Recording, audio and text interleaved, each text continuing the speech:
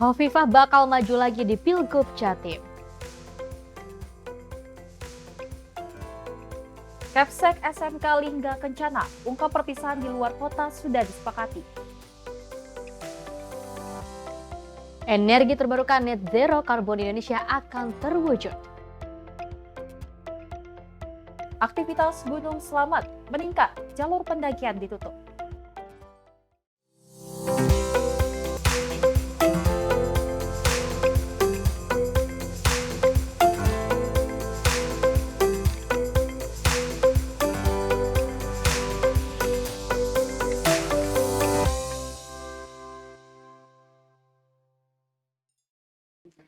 Halo, selamat pagi pemirsa Sinpo TV di rumah. Selamat pagi Sally. Selamat pagi Festi. Luar biasa ya hari ini, Betul. pagi hari ini ceria banget. Senang sekali loh Festi dan juga Sally akhirnya bisa kembali menyapa pemirsa Sinpo TV di rumah, tentunya di Menyapa Pagi ya. Betul Jadi juga kita ada informasi-informasi yang menarik. Yang pertama, Hovifah bakal gabung lagi menjadi Pilgub di Jatim. Betul. Seperti itu ya Emang kan. namanya selalu santer ya Festi Iya, pemirsa. menjadi center dimanapun berada lah Bu Hovifah ini.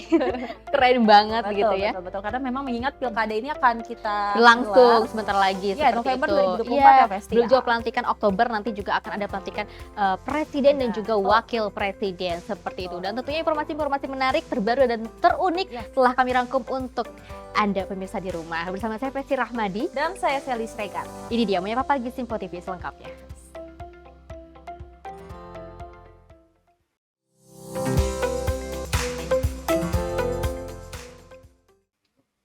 Sekali dan juga pemirsa, kalau misalnya kita melihat Pilgub di 2024 ini akan terus berlangsung seperti itu ya, apalagi juga ada Zulkifli Hasan gitu kan, dia baru saja beberapa kali melakukan kunjungan kerja, apalagi melakukan langsung secara langsung melihat pasar-pasar bahan pokok seperti apa. Tapi berita yang satu ini adalah usai menghadiri Rakornas Partai Amanat Nasional, mantan Gubernur Jawa Timur Hovifah Indar Parawansa menyatakan bakal melenggang kembali pada kontestasi politik di Jawa Timur. Dan dirinya menyebut akan kembali berduet dengan Emil Dardak dan meminta restu dari sejumlah partai politik yang tergabung dalam barisan Koalisi Indonesia Maju. Emang nggak bisa dipisahkan ya. Hal itu dikatakan oleh Hovifah usai menjadi salah satu narasumber yang hadir di kegiatan Rakornas Partai Amanat Nasional beberapa waktu lalu. Dirinya mengatakan akan mantap maju sebagai bakal calon gubernur Jawa Timur dan akan kembali menggandeng Emil Dardak pada Pilkada 2024 mendatang. Diketahui Emil Dardak merupakan wakil gubernur Jawa Timur yang sebelumnya sempat menjadi pasangannya saat menjadi orang nomor 1 di provinsi bagian timur Pulau Jawa tersebut. Hovifah mengatakan dirinya sudah mendapatkan restu dari Ketua Umum Partai Amanat Nasional Zulkifli Hasan untuk maju kembali menjadi gubernur di provinsi yang memiliki jumlah kabupaten dan kota terbanyak di Indonesia. Dirinya menuturkan alasan memilih Emil Dardak selain sudah merasa nyaman, Hovifah juga ingin saat dipercaya kembali oleh masyarakat bisa langsung bekerja kembali untuk menuntaskan pekerjaan yang belum usai pada masa sebelumnya. Hingga kini ia masih menunggu dan meminta restu ke sejumlah partai politik yang ada dalam barisan Koalisi Indonesia Maju, diantaranya Demokrat, Golkar, hingga Gerindra. Tim redaksi Sinpo TV melaporkan.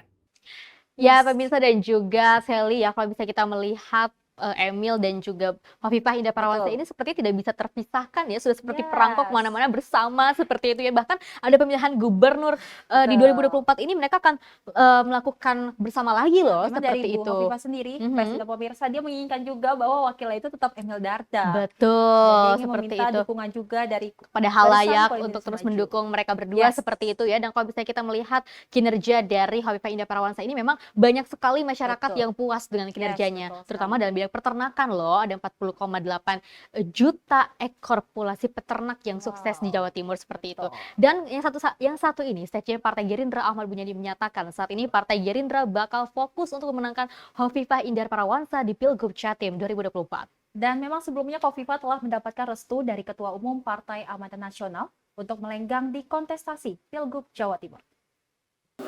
Kemudian nanti di Pulau Jawa belum selesai, tentang calon gubernur Jawa Timur sudah selesai. Kita akan fokus kepada pemenangan Ibu Hovifah, kemudian Jawa Tengah, Jawa Barat, termasuk DKI Jakarta. Baik pemirsa dan juga Seli ya, Wakil Sekretaris Jenderal Partai Amanat Nasional Fikri Yasin membenarkan nama mantan Gubernur Jatim Hovifah Indar Parawansa masuk dalam bursa pemilihan gubernur mendatang. Dan kesuksesan Khofifah dalam membangun Jawa Timur menjadi pertimbangan PAN untuk mengusung mantan Gubernur Jawa Timur itu untuk maju kembali. Nah, kembali sekarang misalnya soal Jawa Timur. Jawa Timur harus diakui memang wilayah Jawa ya, terutama Jawa Timur, Jawa Tengah, Jawa Barat, kemudian DKI itu kan memang hampir bisa dipastikan konsen pertempuran wilayah partai politik itu memang di situ tempatnya. Nah, iya memang Khofifah itu masuk dalam radar kita karena dia jujur harus dia cukup berhasil, artinya dia memimpin Jawa Timur cukup berhasil, kemudian dia cukup mengakar, kemudian dia juga tokoh nasional. Kemudian catatan negatifnya juga hampir bisa dipastikan. Resistensi di publik juga nggak ada. Maka dia masuk dalam prioritas kita. Gitu. Sejauh ini memang artinya kalau dikatakan kata pasti memang belum juga. Tetapi memang dia masuk radar prioritas utama kita untuk kita usung menjadi calon gubernur di Jawa Timur. Itu pertimbangan-pertimbangannya. Ya pemirsa, nama mantan Gubernur Jawa Timur Hovifah Indar Parawansa menjadi kandidat yang disebut oleh banyak partai politik untuk maju dalam Pilgub Jatim 2024. Dan pengamat politik Ujang Komarudin mengatakan hingga kini belum ada nama yang kuat untuk menandingi elektabilitas dan kepopuleran dari Khofifah sendiri. Soal hadir nggak Khofifah di kontestasi Pilkada Jawa Timur, kalau saya sih melihatnya sangat hadir ya, dan akan hadir karena Khofifah itu incumbent, tentu ingin mencalonkan diri lagi dan dianggap kuat. Kenapa hari ini Khofifah dianggap kuat? Ya karena ya mendukung kubu 02 yang juga menang. Lalu saat ini sudah ada 4 partai kurang lebih ya sudah mendukung Khofifah sejak awal. Oleh karena itu ya kita lihat saja nanti lawan politiknya siapa. Apakah ada lawan tandingnya? Cak Imin katanya sedang menyiapkan figur tokoh yang lebih daripada Khofifah, tapi kan belum tahu. Yang jelas kalau kita bicara Khofifah ya hari ini sangat kuat dan cukup kuat dan punya potensi untuk bisa unggul atau menang lagi menjadi Gubernur Jawa Timur yang kedua kalinya. Tentu kita harus lihat siapa lawan politiknya, siapa rivalnya, apakah lebih kuat daripada Khofifah atau tidak. Tetapi saya melihatnya kans ya, Khofifah akan hadir, akan ikut kontestasi, tentu dengan kelihatannya ya dengan kekuatan yang sudah powerful di Jawa Timur. Oleh karena itu ya sekarang kesulitannya adalah lawan-lawan politik untuk mempersiapkan diri untuk melawan Khofifah yang dianggap kuat itu. Jadi soal ada atau tidak Khofifah di kontestasi, kalau saya mengatakannya pasti ada dan akan ada, dan tadi akan berkontestasi di pilkada nanti. Seorang incumbent tentu maju lagi dan kelihatannya juga tidak akan menjadi menteri. Jadi menjadi gubernur adalah menjadi pilihan ya utama dari Bu Khofifah karena termasuk incumbent. Karena nih Sally, kalau kita misalnya ngomongin tentang Pilgub, ini Ya. kira-kira kalau misalnya di Pilpres ini kan sudah begitu solid ya. Yes. Apakah ini menjadi pertanyaan juga nih buat kita semua, apakah di Pilgub nanti ini akan menjadi solid juga atau enggak? Betul, Ini tentunya menjadikan hal-hal yang panas. Ya, karena Khofifah udah didukung ya Pesti Udah sama didukung oleh Partai PAN, Gerindra, oleh udah yes. PAN juga sudah mendukung Khofifah betul, seperti itu betul. ya. Dan kalau misalnya kita berbicara tentang Khofifah Indar Parawansa, memang tidak hanya dari segi peternakan, tapi juga pertanian juga Betul. menjadikan pertanian tertinggi di Jawa Timur Yes, seperti itu. dan- Dan pendapatan tertinggi di Jawa Timur pada betul, saat betul. masa Khofifah Indar Parawansa ini menjabat menjadi Gubernur Jawa Ya, Timur memang sebelumnya seperti juga itu. Khofifah, Pesti dan pemirsa Mhm. ini kan menjadi Menteri Sosial Yes, ya, dan betul. memang terbukti cara Mhm. kerjanya sudah baik dan masyarakat puas akan hal itu. Ya, dan tentunya kalau misalnya kita melihat kira-kira akan solid kemana nih? Betul. Apakah akan tetap solid seperti pada Pilpres atau mungkin pada saat Ada- Pilgub ini ada sesuatu? Yes. Tidak. Kita Itu tidak pasti boleh kita negatif harus menanti thinking ya. ya. Kita tetap menanti Benar apakah sekali. keputusannya seperti apa ya. Ya, Pesti dan tapi ini pemirsa. juga ada berita-berita panas lainnya ya, persiapan jelang Apa itu, Pilkada Pesti? serentak 2024 mulai dilakukan meskipun pelaksanaannya baru akan diselenggarakan pada bulan November mendatang, namun sejumlah partai politik telah mempersiapkan kader-kadernya terbaiknya. Dan salah satunya yakni Partai Golkar yang mengeluarkan surat tugas kepada kader-kader terbaiknya agar melakukan persiapan menjelang pilkada dengan cara meningkatkan elektabilitas. Betul. Ketua DPP Partai Golkar Dev Laksono mengatakan partai telah mengeluarkan surat tugas kepada para kader terbaiknya untuk melakukan persiapan menjelang Pilkada serentak 2024. Arahan tersebut turut mengimbau agar para kadernya dapat melakukan survei agar elektabilitas dan popularitasnya terus meningkat, sehingga Golkar dapat menentukan keputusan dan kebijakan kader yang akan diusung di masing-masing daerah. Hal itu dilakukan lantaran Partai Golkar menginginkan agar calon terbaiknya dapat diterima oleh masyarakat dan memiliki potensi kemenangan paling tinggi.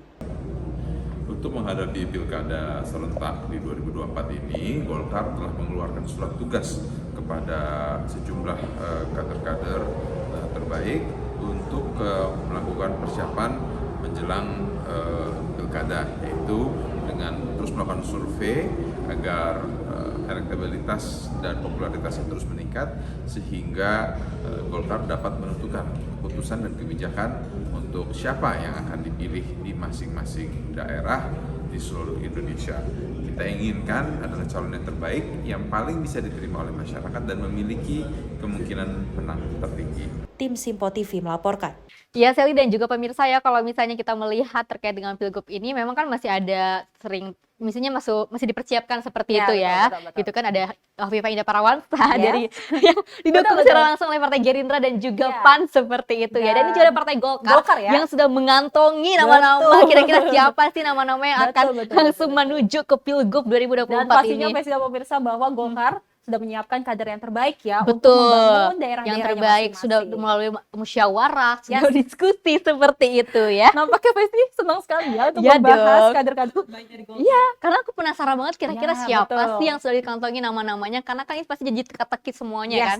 Belum Oke. terspill semuanya seperti itu Oke, ya. pasti kita menunggu terus ya pastinya. Iya, ada bagaimana siapa nanti saja. kelanjutannya Oke, seperti itu. ini Dan juga berita ada selanjutnya, dari- Komisi Pemilihan Umum Provinsi DKI Jakarta membuka pendaftaran calon gubernur sejak 8 hingga 12 Mei 2024.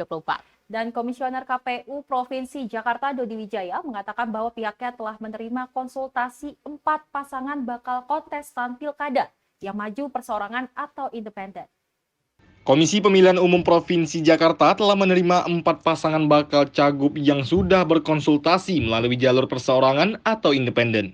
Ketua Komisioner KPU Dodi Wijaya mengatakan hanya ada 1 pasangan yang telah mengkonfirmasi, menyerahkan dokumen dan syarat dukungan bakal cagup Provinsi Jakarta melalui jalur independen. Ia menyebut bahwa pihaknya akan bekerja sama dengan Bawaslu Provinsi Jakarta untuk melakukan pemeriksaan terhadap dokumen yang telah diajukan ke KPU Provinsi Jakarta. Lebih lanjut, dirinya menuturkan akan menargetkan dalam waktu dekat untuk mengumumkan hasil pemeriksaan dokumen yang telah menjadi syarat pendaftaran sebagai Bacagub Provinsi Jakarta. Ya, sampai dengan tadi malam pukul 23.59 ada 1 bakal pasangan calon yang menyerahkan syarat dokumen dukungan pemilih kepada KPU DKI Jakarta atas nama Pak Dharma Pongrikun yang berpasangan dengan Pak Kun yang sudah kami terima dan saat ini statusnya sedang kami lakukan pemeriksaan karena yang bersangkutan mengirimkan melalui aplikasi Silon, melalui soft file secara digital dan juga menyerahkan dokumen secara fisik 29 kontainer. Jadi kami masih dalam proses pemeriksaan berkas bersama dengan Bawaslu Provinsi. Saat ini sedang berproses untuk menghitung apakah syarat dukungan minimal memenuhi syarat minimal. Kalau memenuhi syarat minimal akan kami terbitkan tanda terima dan berita acara penerimaan. Kalau nanti kurang, kami akan terbitkan namanya tanda pengembalian. Seperti itu. Targetnya secepatnya karena kita berharap bisa cepat ya untuk segera kami terbitkan berita acara. Informasi dari tim bakal pasangan calon mereka sudah siap yang dalam bentuk file. Nah, kalau file ini kan cepat untuk menghitungnya. Jadi kami mengutamakan yang bentuknya file, nah kami bersama dengan Bawaslu untuk menghitung berapa jumlah dukungan minimalnya. Jadi statusnya masih bakal pasangan calon, seperti itu. Dari Jakarta, tim Simpo TV melaporkan. Pilgub Betul. masih terus berlangsung seperti itu sampai nanti pelantikan Oktober 2024 mendatang Betul. nanti ya untuk pemilihan untuk pelaksanaan terpilihnya presiden di Yes. 2024 Dan seperti calon memang Prabowo dan juga Gibran Raka Buming betul Raka sekali seperti Pesti. itu. Dan memang kalau kita lihat nih sudah banyak sekali ya nama-nama yang terkuak. Betul. Mulai dari DKI Jakarta ini ada 4 nama. Betul. 2 diantaranya adalah Siapa keponakan Prabowo Subianto. Wow, siapakah dia? Siapa dia Pasti ya? semuanya udah tahu dong, gitu kan ya. Yes, dan pastinya banyak sekali yang sudah terkuak nama-namanya. Kita pastinya menunggu ya nanti keputusannya. Siapa saja sih, mudah-mudahan langsung segera ya yang sudah betul dikantongi sekali, dikeluarkan dari kantong ya nama-namanya seperti itu. Dan Oke, pemirsa Pesti. informasi lainnya akan kami hadirkan usai jeda berikut ini.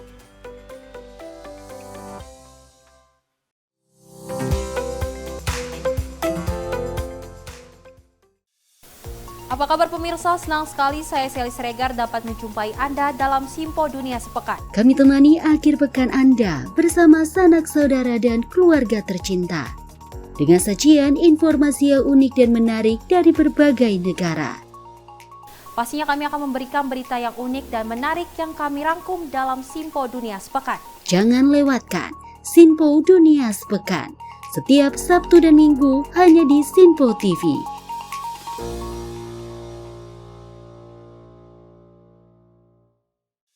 Halo, salam jumpa pemirsa. Kami kembali hadir dengan rangkaian informasi yang dihimpun dari berbagai penjuru dunia. Kami hadirkan rangkuman informasi terkini dari seluruh penjuru dunia hanya untuk Anda.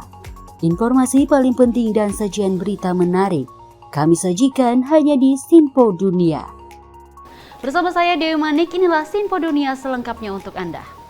Jangan lewatkan Simpo Dunia setiap Senin hingga Jumat di Simpo TV.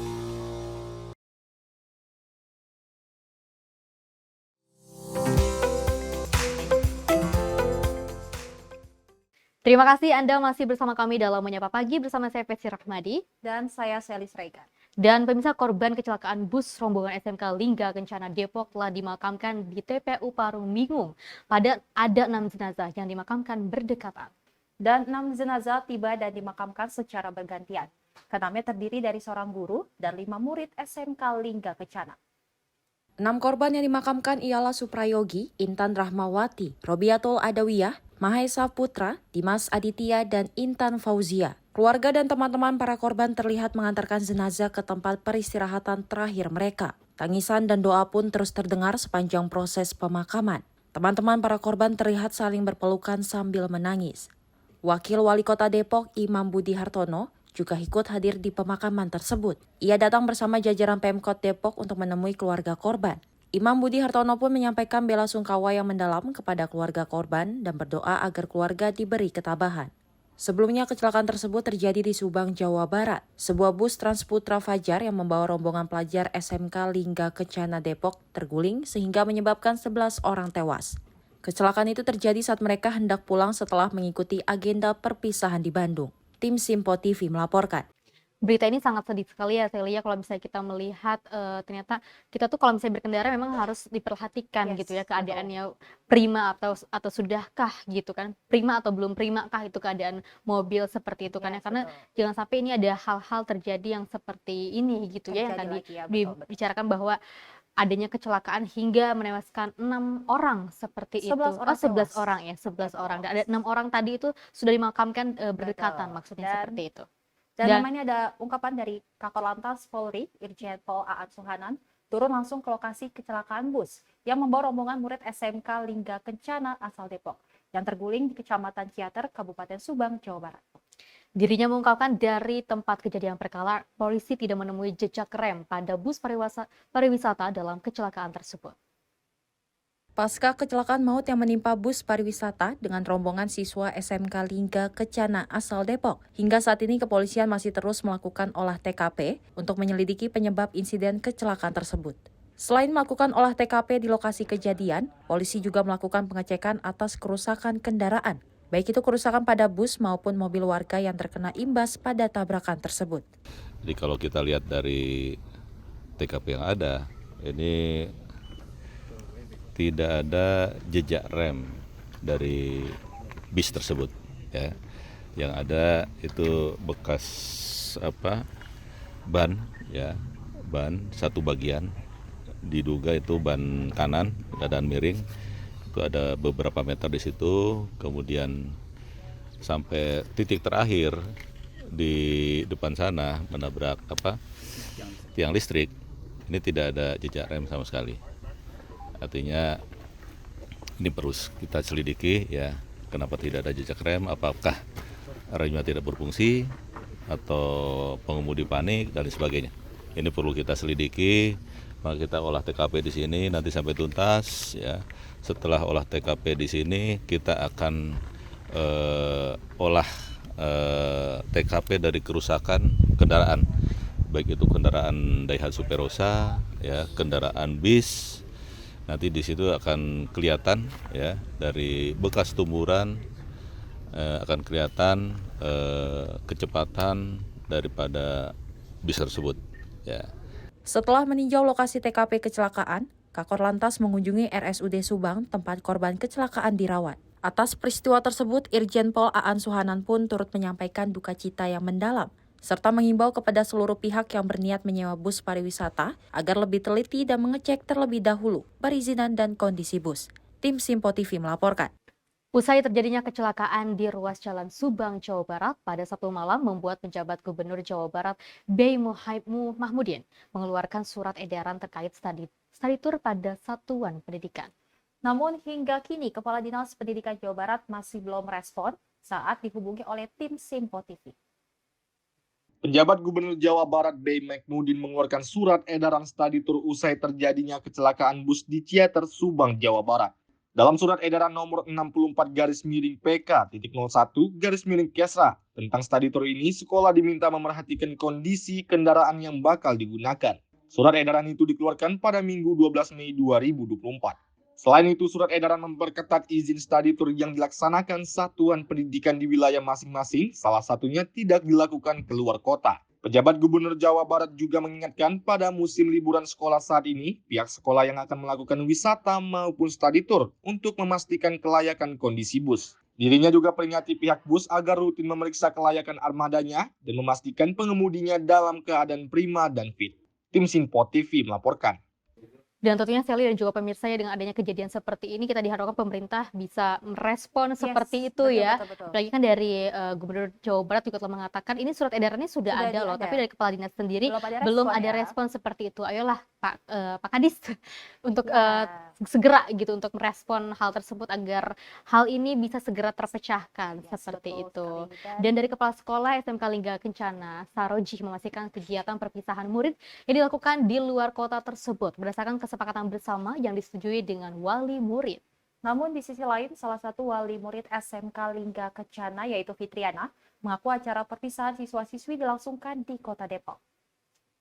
Kepala Sekolah SMK Lingga Kencana Kota Depok Saroji menyatakan acara pelepasan wisuda dan perpisahan keluar kota yaitu Bandung, Jawa Barat sudah menjadi kesepakatan antara guru dan orang tua murid. Saroji menyebut keputusan itu disepakati pada saat rapat guru dengan wali murid dari sebulan sebelum murid-murid berangkat ke Bandung dengan biaya Rp800.000 per orangnya.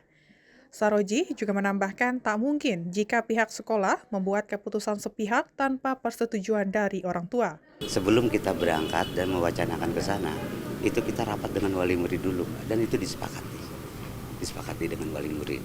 Karena setiap kita melaksanakan kegiatan sekolah pun tentunya tidak mungkin dong kita bagi pihak sekolah ini hanya satu pihak saja. Gitu.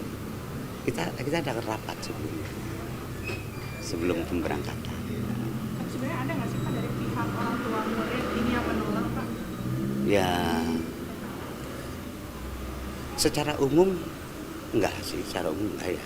Karena ketika rapat itu, ketika kita tawarkan bahwasannya kita memang rencana ini udah jauh-jauh hari, tidak ada. Karena sebelum perencanaan kegiatan perpisahan ini pun di awal-awal kita sudah sepakat di awal, gitu. Sementara itu, salah satu wali murid Fitriana mengatakan dirinya mengaku kecewa dan menyampaikan bahwa acara perpisahan murid SMK Lingga Kencana awalnya akan digelar di Kota Depok. Dirinya pun berharap acara perpisahan atau wisuda sekolah tidak digelar jauh dari sekolah. Menurut saya sih, kenapa sih pelepasan perpisahan itu harus pergi jauh-jauh ke Bandung gitu kan. Karena kan awalnya saya dengar ini perginya nggak ke Bandung gitu, di daerah Depok. Kenapa kok tiba-tiba pihak sekolahan sama pihak murid-muridnya ngabarin kok ada di Bandung gitu aja sih gitu.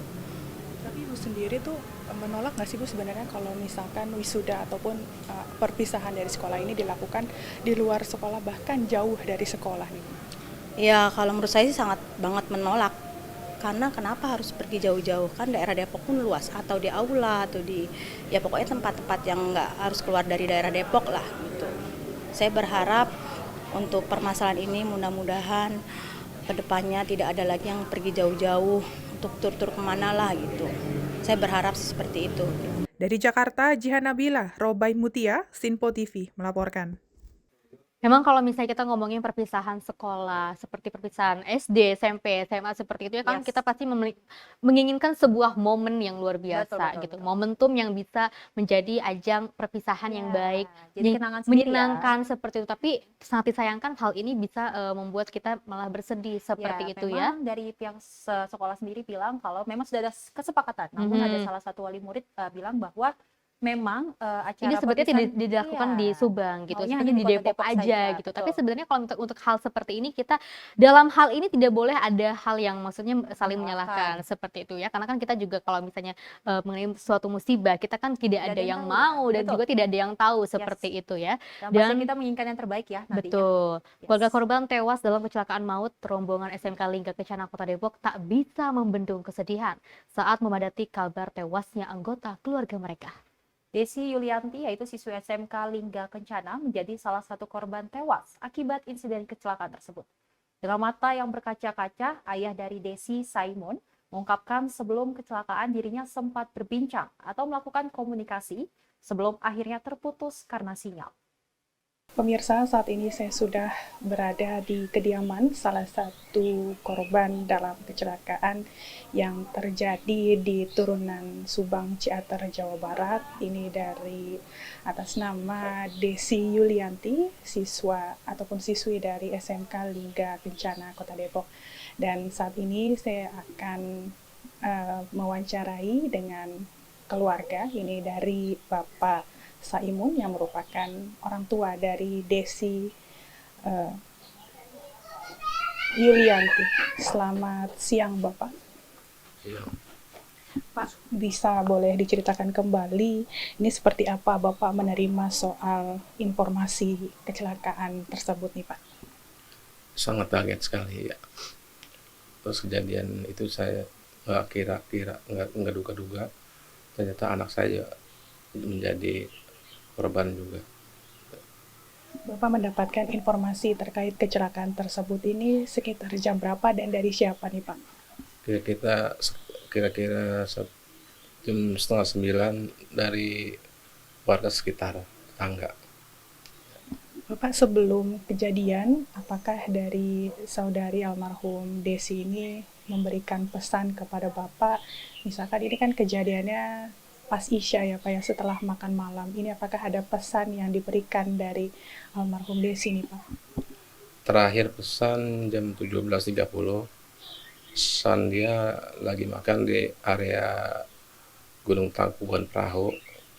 Terus saya chat lagi jam 6 udah nggak ada dibalas atau juga ditelepon udah nggak aktif HP-nya.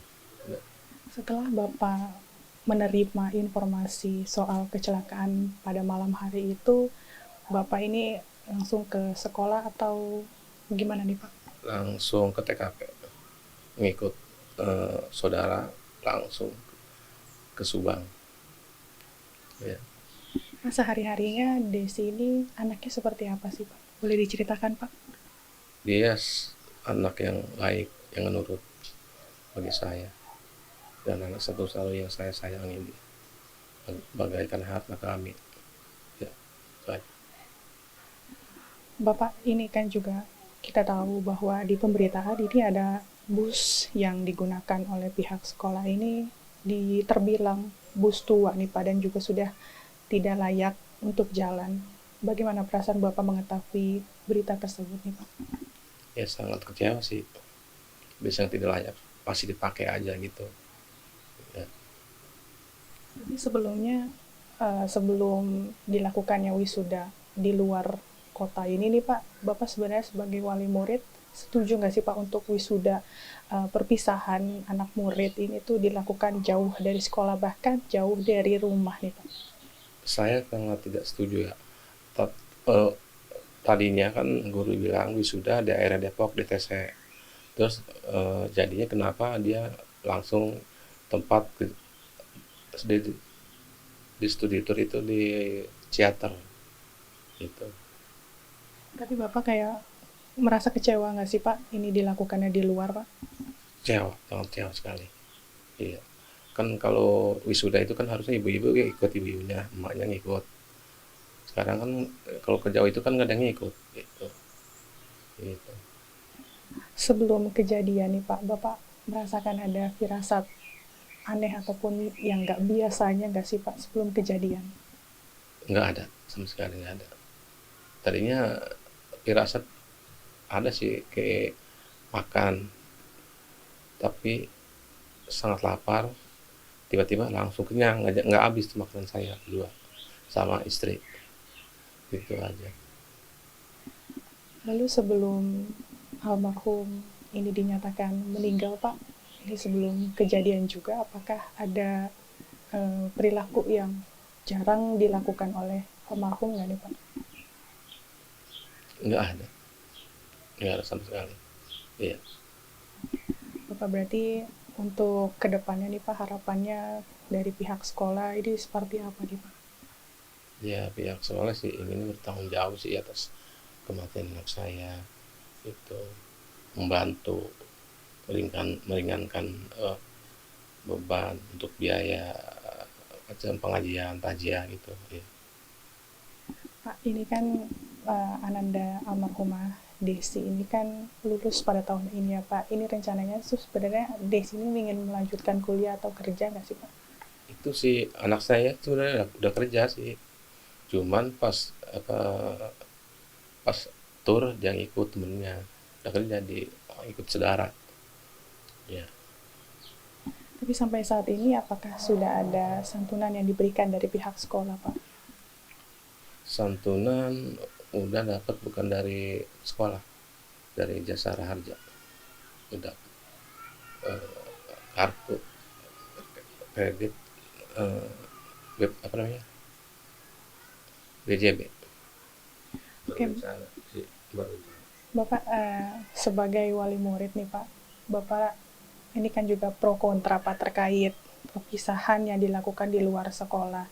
Ini banyak sekali orang tua murid yang memang sebelum kejadian ini mengaku tidak ingin melakukan perpisahan ini dilakukan di luar sekolah. Kalau Bapak sendiri itu seperti apa nih Pak? Saya sebenarnya nggak ngasih ya Desi anak saya itu pergi, cuman dia bilang kan sayang Pak udah bayar gitu, pergi sama nggak pergi lagi sama, bayar sama gitu. Terus saya bilang emang lo mau ikut teman-teman kamu Des ya, ngikut semua gitu dibilang, jadi Desi ikut gitu.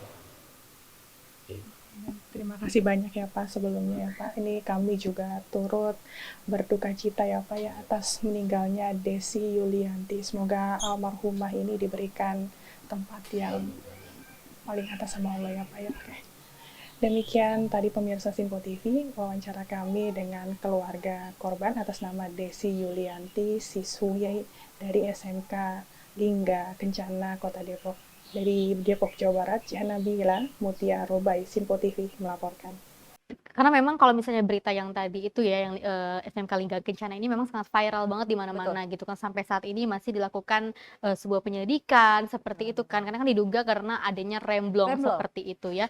Karena memang kalau misalnya kita melihat kecelakaan-kecelakaan yang terjadi di Indonesia ini masih terus saja berlangsung karena kita belum bisa melakukan persiapan dengan baik, dengan prima, dengan sebaik-baiknya. Tapi meskipun kita sudah prima nih melakukan pengecekan dan lain-lain, tapi namanya musibah kita kan tidak ada yang tahu ya seperti itu.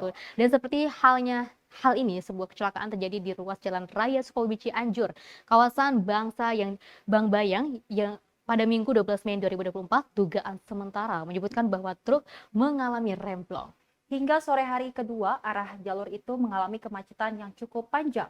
Informasi resmi mengenai korban masih belum terkonfirmasi.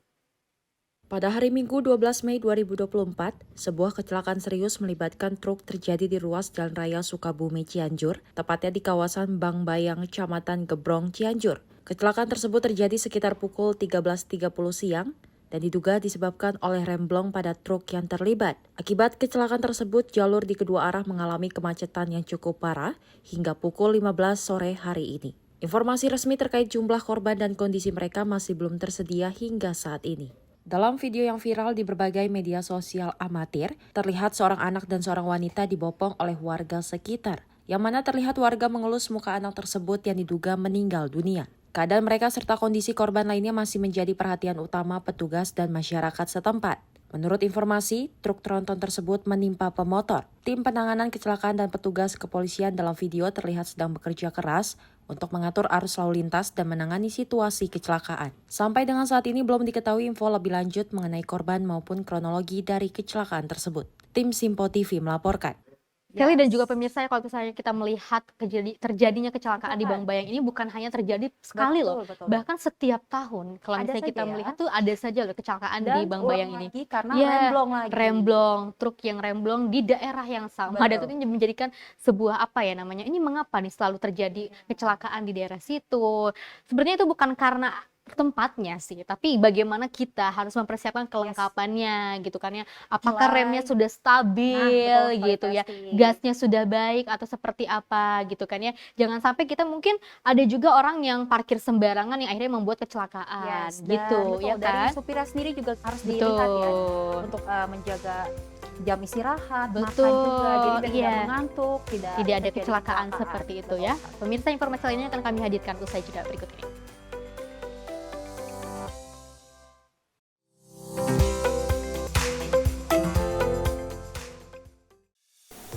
Salam jumpa pemirsa, Anda menyaksikan Sinpo Sepekan bersama saya Syam Hakung. Beragam informasi selama sepekan kami sajikan untuk Anda. Rangkuman berita yang menjadi sorotan media massa siap menemani akhir pekan Anda bersama keluarga tercinta.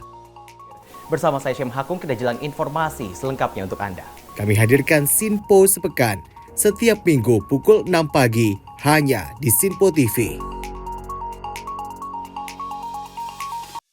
Salam jumpa pemirsa, kami kembali hadir dengan rangkaian informasi yang dihimpun dari berbagai penjuru dunia. Kami hadirkan rangkuman informasi terkini dari seluruh penjuru dunia hanya untuk Anda. Informasi paling penting dan sajian berita menarik kami sajikan hanya di Sinpo Dunia. Bersama saya Sally Siregar, inilah Simpo Dunia selengkapnya.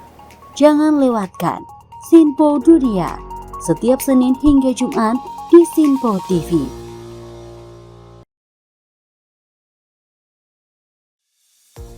Halo pemirsa, Sinpo Dunia Sepekan kembali hadir menemani Anda dengan berbagai informasi dari penjuru dunia yang telah kami rangkum dalam sepekan. Kami temani akhir pekan Anda bersama sanak saudara dan keluarga tercinta. Dengan sajian informasi yang unik dan menarik dari berbagai negara. Bersama saya Festi Rahmadi, ini dia informasinya untuk Anda. Jangan lewatkan Sinpo Dunia Sepekan setiap Sabtu dan Minggu hanya di Sinpo TV.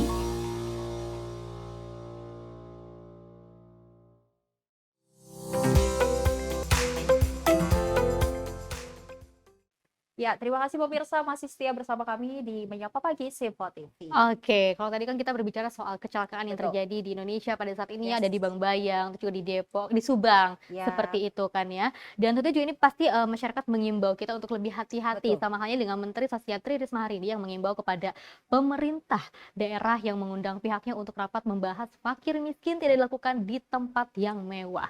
Dan menurutnya keputusan rapat jauh lebih penting dibandingkan lokasi rapat.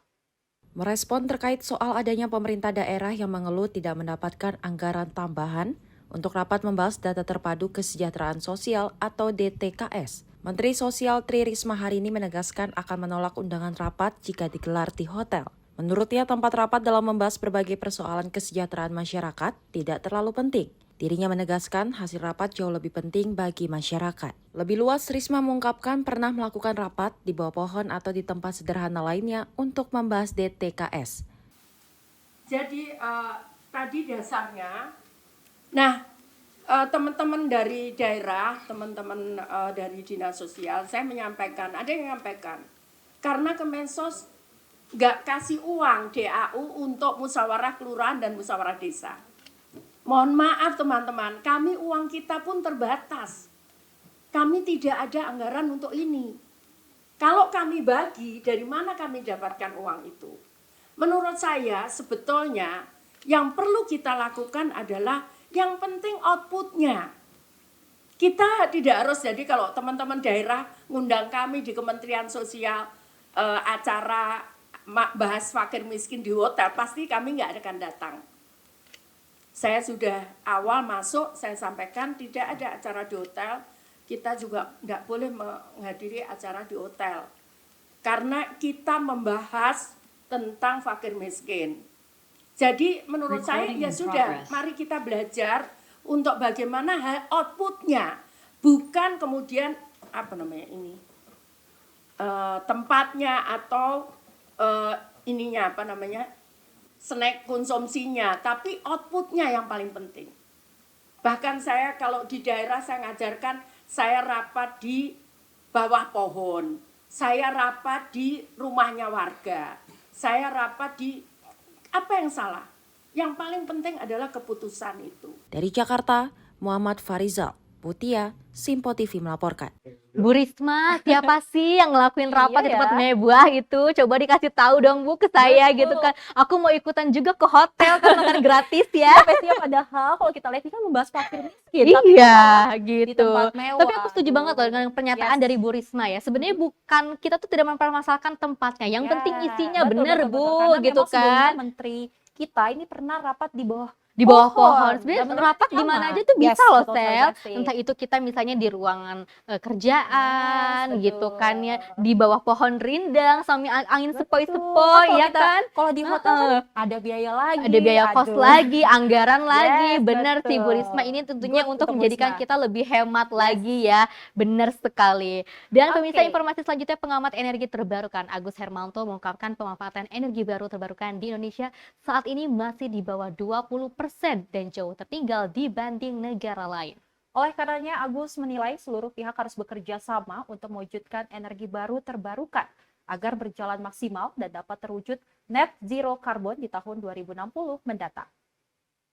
Jadi sebenarnya kita semuanya beriktikad untuk menuju energi yang terbarukan itu betul-betul maksimis. Terbukti bahwa di COP21 Pak Jokowi kan sudah tanda tangan. Untuk di COP21 itu kita harus menggunakan energi terbarukan seharusnya 23% di tahun 2025. Namun kalau dilihat perkembangannya nggak mungkin ya, sekarang ini baru berapa belas persen. Tapi nggak apa-apa lah, akhirnya diperbarui di COP28 itu di Dubai, bahwa nanti dunia itu akan net zero carbon itu kan di 2050. Indonesia menyampaikan nanti di 2060 kita akan menuju net zero carbon. Dan tentunya setelah itu pemerintah juga tetap harus melaksanakan itu. Sehingga kalau saya ditanya masalah energi terbarukan itu ya mau tidak mau, suka tidak suka, kita harus menuju ke arah energi terbarukan karena semua sudah di-declare oleh seluruh negara bahwa kita juga akan harus menuju ke sana.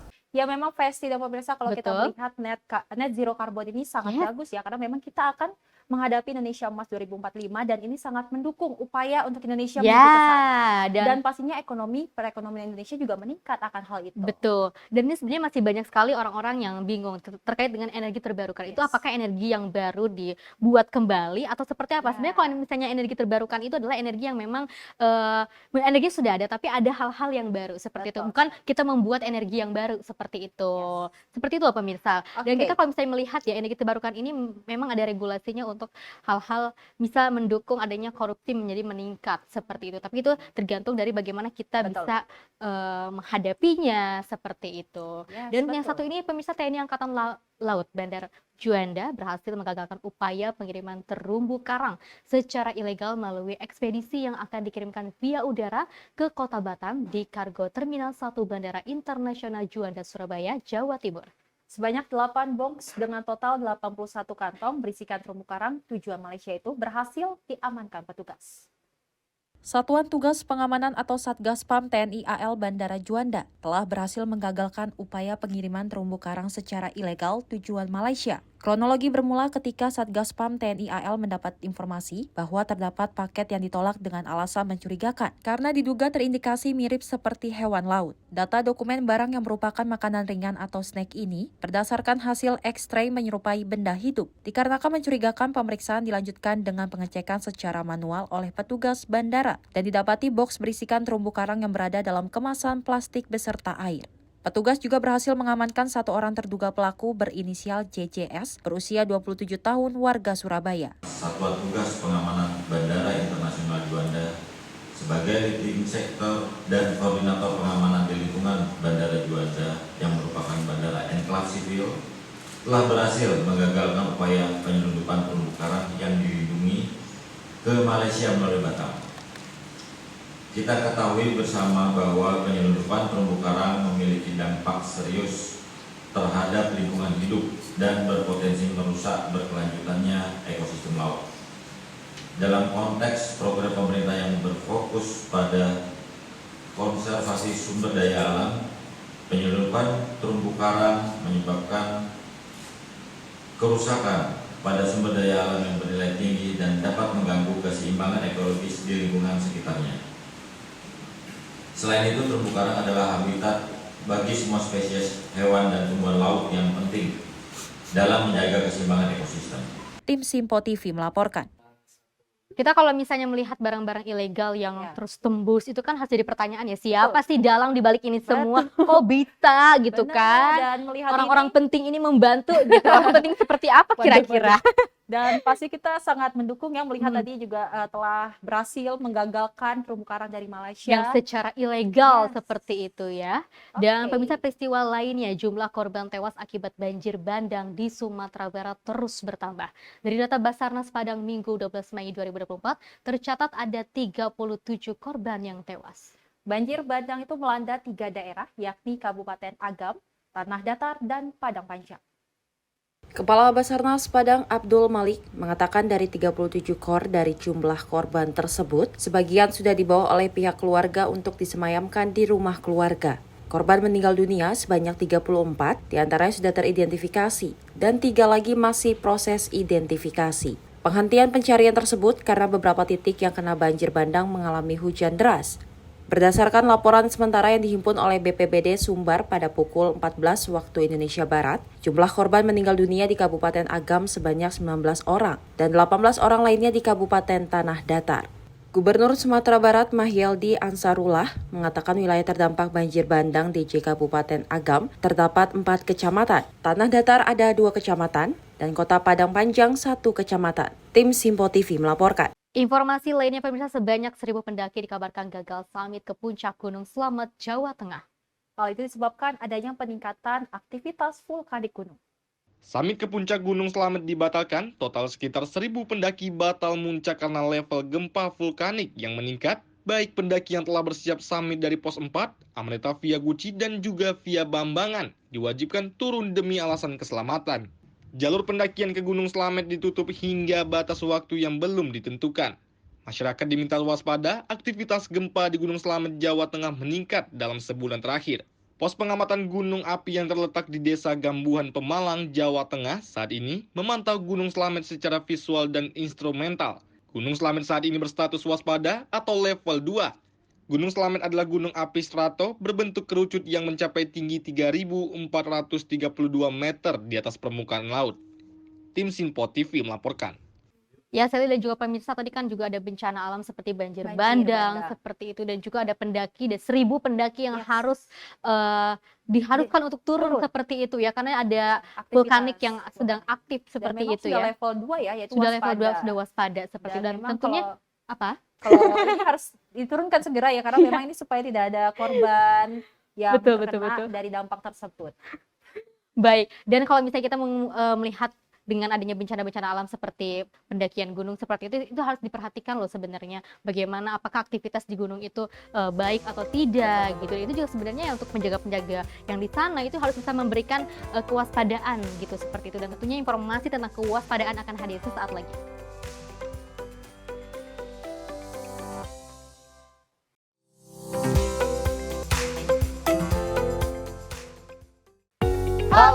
Salam jumpa pemirsa, senang sekali kita kembali hadir menjumpai Anda dalam Menyapa Malam ini. Rangkuman informasi berkualitas siap temani Anda di malam hari. Sajian berita teraktual yang menjadi pembicaraan kami hadirkan ke layar kaca. Laporan dari berbagai peristiwa kami sajikan ke ruang informasi Anda. Kami hadirkan topik yang jadi sorotan dengan nuansa kekinian. Bangga sekali yang melihat sepak bola Indonesia akhir-akhir seperti itu. Selain main di Qatar, Presiden juga ikut ya, para menteri. Tapi bukan di Qatar. Ya, di Gorontalo. Ini di Gorontalo pada saat meninjau panen raya seperti itu, panen raya jagung di Provinsi Gorontalo. Dan kita berharap kok peristiwa-peristiwa seperti ini jauh-jauh lah ya, bener kan Andi ya. Karena mengerikan curanmor, terus kayak kejadian seperti tadi yang nggak kita duga, nggak kita sangka, yang kita jauh-jauhkan nih bisa saja menimpa gitu. Dan kita tetap harus berhati-hati pemirsa. Saya Andi Rezaldi, saya Chef Hakung. Terima kasih sudah menonton. Selamat malam dan sampai jumpa. Saksikan selalu Menyapa Malam setiap Senin sampai Jumat pukul 20.00 waktu Indonesia bagian Barat hanya di Sinpo TV.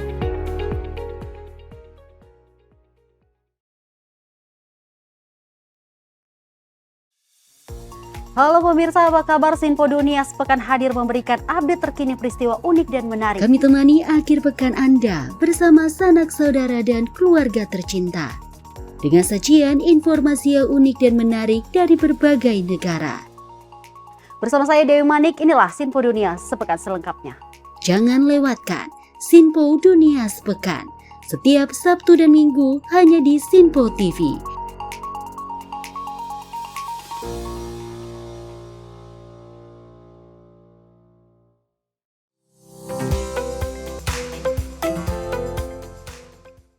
Masih bersama kami pemirsa dalam Menyapa Pagi dengan saya Selis Regar dan saya Festi Rahmadi. Dan tadi sudah segmen sebelumnya Betul. kita bicarakan soal bencana alam seperti itu ya. Tadinya vulkanik juga yang sedang aktif seperti itu, dan itu tentunya menjadikan kewaspadaan untuk kita semua ya. Dan ini juga kita harus waspada juga nih ya pemirsa, karena ada aksi pencurian kendaraan bermotor di sebuah indekos terjadi di Jalan Alpukat 3 Tanjung Duren, Jakarta Barat.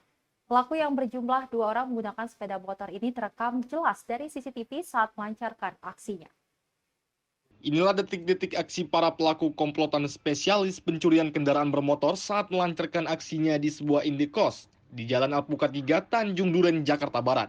Dalam aksinya, pelaku yang berjumlah 2 orang yang menggunakan sepeda motor ini sebelumnya sempat mondar-mandir di kawasan tersebut guna memantau situasi lingkungan sekitar. Melihat kondisi sepi, kedua pelaku langsung melancarkan aksinya. Mereka berbagi peran, satu pelaku menunggu di atas sepeda motor, sedangkan satu pelaku lainnya bertindak sebagai eksekutor. Hanya dalam hitungan detik, motor milik penghuni indekos Raib dibawa kabur para pelaku dengan cara dibobol menggunakan kunci letter T. Menurut penjaga indekos, aksi pencurian kendaraan bermotor di kawasan tersebut memang sering terjadi. Pelaku melancarkan aksinya pada saat menjelang pagi hari ketika sepi, tak ada warga yang berlalu lalang. Ya biasa itu setiap jam pagi lah, waktu orang lagi nyenyak-nyenyak tidur itu. Ini hilangnya setengah 6-an lah, 2 orang. Naik motor ya Bang? Iya naik motor. Itu motor itu sempat dikunci ganda atau gimana? Dikunci ganda di stang. Sama ini jebol? Iya. Ya sekitar 2 menit 3 menitan lah, nggak nyampe malah. Sempat lapor kalau untuk orang yang kehilangan. Atas kejadian ini, korban alami kerugian belasan juta rupiah dan langsung melaporkannya ke pihak kepolisian sektor Tanjung Duren, Jakarta Barat. Dari Jakarta, tim Sinpo TV melaporkan. Ya memang Festi dan pemirsa, kalau kita lihat ini kasus curanmor ini terus meningkat ya dari Lebaran bahkan sampai sekarang masih ada aja kasus curanmor ini. Bukan hanya di parkiran, misalnya di parkiran mall gitu kan ya, tapi ini juga sampai di indekos juga. Kita harus hati-hati loh untuk para penghuni kos, meskipun sudah ada penjaga kosan ya, tapi kita harus lebih aware, harus bisa lebih berhati-hati seperti itu ya. Karena kan kita kan tidak ada hanya pencurian saja, tapi juga ada begal ya, seperti seorang pria atlet karate dan calon bintara Polri menjadi korban begal yang dilakukan 3 orang pelaku di Jalan Arjuna Utara, Kebon Jeruk, Jakarta Barat. Tak hanya sepeda motor dan telepon genggam yang raib, korban juga mengalami luka bacok di bagian jari tangan dan kaki. Satrio Mukti Raharjo, warga Tanjung Duren Utara, Grogol, Petamburan, Jakarta Barat, terbaring di kasur kamar perawatan Rumah Sakit Tarakan, Jakarta. Pemuda berusia 19 tahun ini merupakan atlet karate dan calon bintara Polri yang menjadi korban begal. Diduga terdapat 3 orang pelaku yang melancarkan aksinya di Jalan Arjuna Utara, Kebon Jeruk, Jakarta Barat. Sepeda motor dan telepon genggam korban raib digasak para pelaku. Bahkan korban juga mengalami luka bacok di bagian jari tangan dan kakinya. Peristiwa ini bermula saat korban hendak berangkat pukul 4 pagi untuk menjalani tes psikologi calon bintara Polri di SMK MI di kawasan Pesanggerahan, Jakarta Selatan. Tiba-tiba sepeda motor korban diikuti dan dipepet oleh 3 orang dengan mengacungkan senjata tajam mengendarai sebuah sepeda motor. Mengetahui dirinya hendak dibegal, korban tak tinggal diam dan melakukan perlawanan. Sempat terjadi duel antara korban dengan para pelaku, hingga akhirnya jari tangan korban nyaris putus akibat menangkis serangan tajam yang dihinuskan pelaku ke arah korban. Sepeda motor dan telepon genggam korban raib digasak para pelaku. Dari situ saya udah punya feeling ada 3 orang naik satu motor, jalannya pelan. Makanya dari situ saya ngebut langsung. Saya sempat berhenti di pas pom bensin sel. Pom bensin sel, saya mikir kalau ini orang biasa, ini orang bakal lewat. Tapi dia nungguin di sebelum sel. Dia nungguin di tepi kiri. Langsung pas truk lewat, saya langsung keluar, langsung ngebut belok kanan. Dan pas saya pengen belok kanan ke flyover, itu saya kondisi motor saya pelanin dari sisi kanan, langsung pelaku itu nyerempet. Pas nyerempet, saya posisi udah siap. Posisi udah siap, saya lawan. Nah pelaku jatuh. Pelaku jatuh itu saya, yang pelaku nomor 3 duduk paling belakang itu langsung nangkring ke motor saya. Langsung nangkring, sempat berantem dikit. Habis itu yang pakai baju abu-abu duduk di tengah, langsung ngeluarin sajam dari pinggang. Sementara kasus pembegalan calon bintara Polri ini sudah diketahui polisi, di mana petugas kepolisian dari Polsek Kebonjeruk dan Polres Jakarta Barat yang telah mengantongi identitasnya kini tengah memburu para pelaku. Dari Jakarta, tim Simpo TV melaporkan. Ya, saya namanya juga musibah ya, kita tidak ada yang tahu ya, dengan niat kita baik untuk melakukan psikotes, tes gitu kan, dengan jam 4 subuh sudah berangkat untuk melakukan tes, tapi ada saja bencana yang mestinya kayak kejadian hal-hal yang tidak diinginkan seperti dibegal seperti itu. Tapi mungkin tidak ada perlawanan nih dari korban sendiri ya, apakah ada perlawanan? Ada perlawanan, memang, makanya si pelaku ini membacok korban hingga jarinya mau putus, Vesti. Oke, hampir putus seperti itu ya, sangat disayangkan sekali ya. Dan pemirsa, belajar di YouTube cara mengganjal ATM. Seorang pelaku pencurian diamankan warga dan polisi saat beraksi mengelabui korbannya di salah satu mesin ajungan tunai di dalam minimarket di kawasan Rawamangun, Jakarta Timur. Dan dari tangan pelaku ditemukan puluhan kartu ATM dan sejumlah plat nomor kendaraan. Pelaku sempat dihakimi massa sebelum dibawa ke kantor Polsek Pulau Gadung guna mempertanggungjawabkan perbuatannya. DK pelaku ganjal kartu ATM dihajar massa sebelum diamankan petugas kepolisian sektor Pulau Gadung pagi tadi di dalam minimarket di kawasan Rawamangun, Pulau Gadung, Jakarta Timur pagi tadi. Warga langsung mengecek tas pelaku dan dari tas pelaku ditemukan 50 kartu ATM dari berbagai bank dan juga belasan plat nomor kendaraan palsu diduga untuk menyamarkan kendaraan yang digunakan pelaku. Modus pelaku mengelabui korban dengan cara mengganjal mesin ATM dengan pentol korek, sehingga korban tidak dapat memasukkan kartu ATM.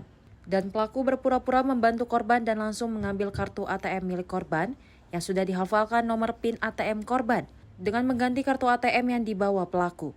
Namun modus pelaku disadari oleh korban sehingga pelaku diteriaki dan berhasil ditangkap warga dan petugas. Sudah mengamankan seorang yang diduga sebagai pelaku ganjal ATM sedang dalam penanganan di Polsek Pulau Gadung. Modusnya seperti apa sih, Bang?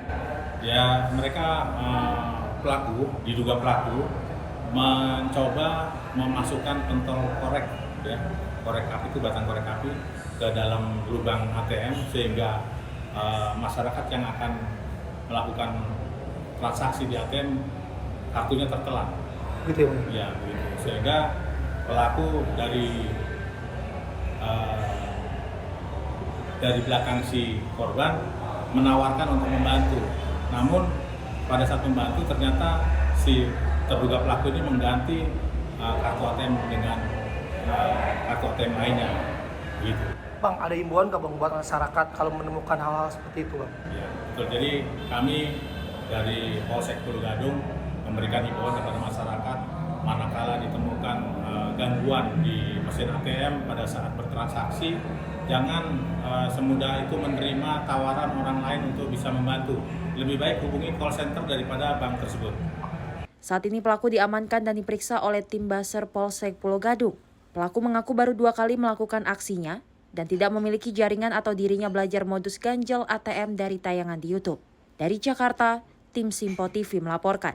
Orang kok ada-ada aja ya. Kalau misalnya kita mau belajar tuh belajar masak, Mas, gitu Pendidikan kan. edukasi Iya penting, ini kok malah belajar mencuri. bagaimana bisa masuk tes Aduh. CPNS gitu loh. Kan sekarang lagi dibuka tuh BUMN di mana-mana, iya kan? Malah Daripada aneh ya, Festi, ya. iya kan ganjel ATM gitu kan. Mending ganjel uang aja lah di rumah.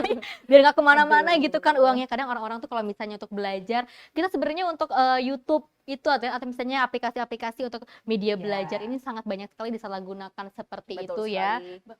Malah Dan- untuk belajar Iya, pencurian, bukan belajar itu. membunuh seperti itu sangat disayangkan Maka sekali loh penting masyarakat sekali memang Indonesia. kalau dari kecil nih kita mengedukasi ya Mhm. untuk anak-anak untuk lihat YouTube ini untuk Betul. pendidikan, untuk Mhm. yang lain-lain untuk belajar nambah Yes, ilmu, bukan mencuri tentu. seperti yang tadi ya. Iya, ini benar-benar peran orang tua ini Betul. sangat penting loh untuk kita semua. Karena kalau misalnya anak-anak di saat sekarang gitu kan ya banyak sekali yang kena mental illness gitu kan ya. Itu karena terlalu banyak nonton di YouTube yang Mending enggak. nonton Mending Menyapa nonton Menyapa Pagi Simpo Pagi TV. barengan sama kita Yes, berdua ya betul kan. sekali. Terima kasih pemirsa. Kami akan selalu menghadirkan berita-berita terhangat dan menarik untuk Anda. Dan sekian dari kami berdua Yes. dalam Menyapa Pagi edisi kali ini. Saya Sally Siregar. Dan saya Festi Rahmadi. Terima kasih dan sampai jumpa. Sampai jumpa.